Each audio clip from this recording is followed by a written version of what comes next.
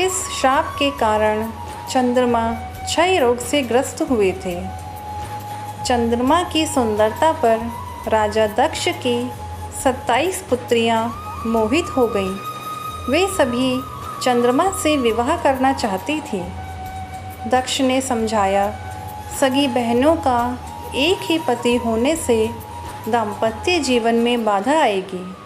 लेकिन चंद्रमा के प्रेम में पागल दक्ष पुत्रियां जिद पर अड़ी रहीं। अश्विनी सबसे बड़ी थी। उसने कहा कि पिताजी, हम आपस में मेल जोल से मित्रवत रहेंगे, आपको शिकायत नहीं मिलेगी। दक्ष ने 27 कन्याओं का विवाह चंद्रमा से कर दिया। विवाह से चंद्रमा और उनकी पत्नियां दोनों बहुत प्रसन्न थे।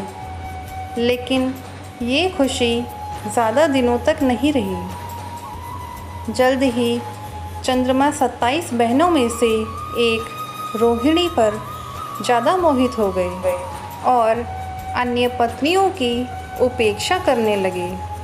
यह बात दक्ष को पता चली और उन्होंने चंद्रमा को समझाया। कुछ दिनों तक तो चंद्रमा ठीक रहे, लेकिन जल्द ही वापस रोहिणी पर उनकी आसक्ति पहले से भी ज़्यादा तेज हो गई। अन्य पुत्रियों के विलाप से दुखी दक्ष ने फिर चंद्रमा से बात की, लेकिन उन्होंने इसे अपना निजी मामला बताकर दक्ष का अपमान कर दिया। दक्ष प्रजापति थे, कोई देवता भी उनका अनादर नहीं करता था। क्रोधित होकर उन्होंने चंद्रमा को श्राप दिया कि तुम क्षय रोग के मरीज हो जाओ। दक्ष के श्राप से चंद्रमा क्षय रोग से ग्रस्त होकर धूमिल हो गई। उनकी चमक समाप्त हो गई। पृथ्वी की गति बिगड़ने लगी। परेशान ऋषि मुनि और देवता भगवान ब्रह्मा की शरण में गए।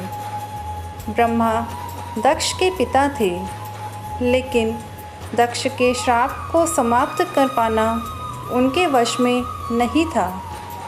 उन्होंने देवताओं को शिवजी की शरण में जाने का सुझाव दिया। ब्रह्मा ने कहा, चंद्रदेव भगवान शिव को तप से प्रसन्न करें। दक्ष पर उनके अलावा किसी का वश नहीं चल सकता। ब्रह्मा की सलाह पर चंद्रमा ने शिवलिंग बनाकर घोर तप आरंभ किया। महादेव प्रसन्न हुए और चंद्रमा से वरदान मांगने को कहा। चंद्रमा ने शिवजी से अपने सभी पापों के लिए क्षमा मांगते हुए क्षय रोग से मुक्ति का वरदान मांगा। भगवान शिव ने कहा कि तुम्हें जिसने श्राप दिया है वह कोई साधारण व्यक्ति नहीं है। उसके श्राप को समाप्त करना संभव नहीं। फिर भी मैं तुम्हारे लिए कुछ ना कुछ करूँगा ज़रूर।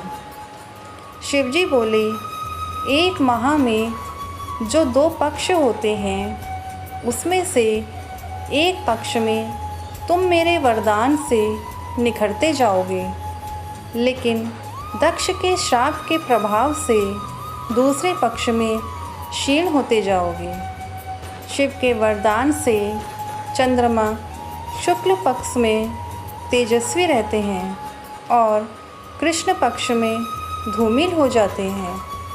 चंद्रमा की स्तुति से महादेव जिस स्थान पर निराकार से साकार हो गए थे, उस स्थान की देवों ने पूजा की और वह स्थान सोमनाथ के नाम से विख्यात हुआ।